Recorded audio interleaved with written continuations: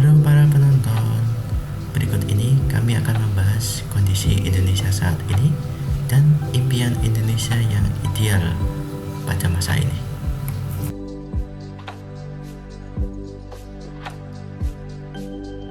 Mungkin sudah bisa dilihat ya, hari ini peningkatan kasus konfirmasi cukup signifikan naiknya. Ini semakin membuat kita untuk terus disiplin menjalankan protokol kesehatan. Kenaikan kasus pasca momen Lebaran ini dikarenakan adanya peningkatan mobilitas pada saat sebelum pengetatan mudik, pelarangan mudik, bahkan sesudahnya, dan ditambah dengan protokol kesehatan yang sudah longgar. Serta kita ketahui juga dengan dua kondisi yang ada ditambah dengan adanya varian baru, ini makin mempercepat laju penularan yang ada.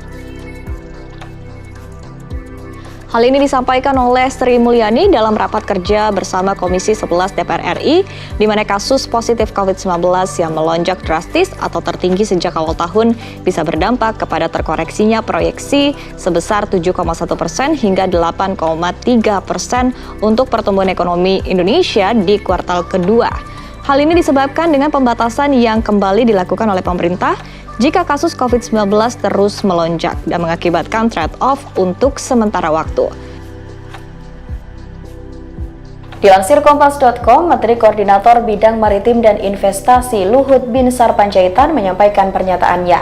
Akan ada pembatasan dan penutupan sementara mal hingga pusat perbelanjaan hingga 20 Juli 2021. Sedangkan pasar swalayan yang menjual bahan pokok akan dibatasi jam operasionalnya hingga pukul 8 malam. Selain itu, kapasitas pun dikurangi hingga 50%. Hal itu tak berlaku bagi apotek dan toko obat yang dibolehkan buka selama 24 jam.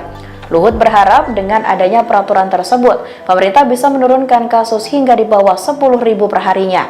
Sebelumnya, Presiden Joko Widodo mengumumkan penetapan pemberlakuan PPKM darurat di Jawa dan Bali pada 3 hingga 20 Juli 2021. Pengumuman itu disampaikan Jokowi dalam keterangan pers virtual melalui YouTube Sekretariat Presiden pada Kamis 1 Juli 2021 siang. Presiden menegaskan, PPKM darurat ini akan meliputi pembatasan aktivitas masyarakat. Kemudian, saya akan membahas mengenai lesson learned dari video-video yang telah ditampilkan sebelumnya. Nah, untuk lesson learn-nya yaitu kebijakan pemerintah hendaknya dibuat dengan lebih jelas dan tegas, sehingga tidak menimbulkan kebingungan di dalam masyarakat serta meminimalisir pelanggaran terhadap kebijakan tersebut. Seperti contohnya kebijakan PPKM yang telah dibahas di video sebelumnya, yang sekarang sedang berlangsung, hendaknya aturannya jelas dan tegas terkait dengan pelaku pelanggarannya, kemudian reward and punishment-nya, sehingga diharapkan dapat meminimalisir adanya pelanggaran-pelanggaran dari kebijakan tersebut. Terima kasih telah menonton video ini.